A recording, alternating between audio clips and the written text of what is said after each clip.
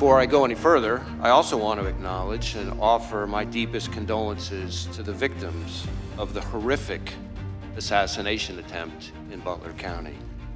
To the friends and family of Corey Comparator, who by all accounts lost his life protecting others from danger.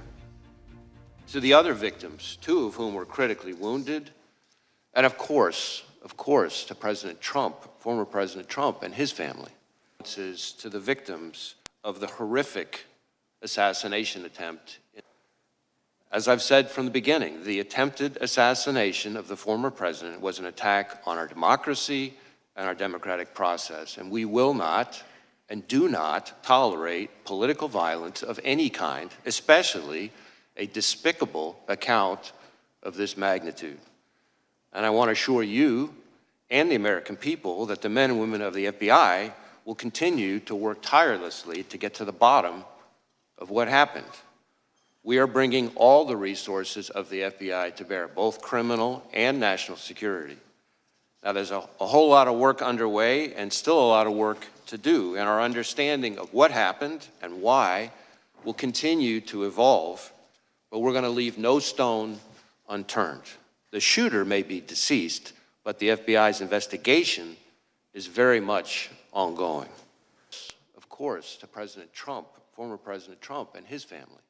I also want to acknowledge that I recognize both the congressional and the public interest in this case and the importance of this investigation to the American people. And I understand there are a lot of open questions.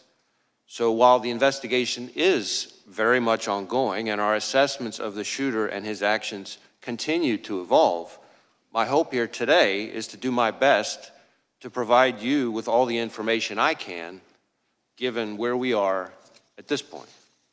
There are hundreds of joint terrorism task forces to build out. I have been saying for some time now that we are living in an elevated threat environment. And tragically, the Butler County assassination attempt is another example, a particularly heinous and very public one, of what I've been talking about. But it also reinforces our need at the FBI and our ongoing commitment to stay focused on the threats, on the mission, and on the people we do the work with and the people we do the work for.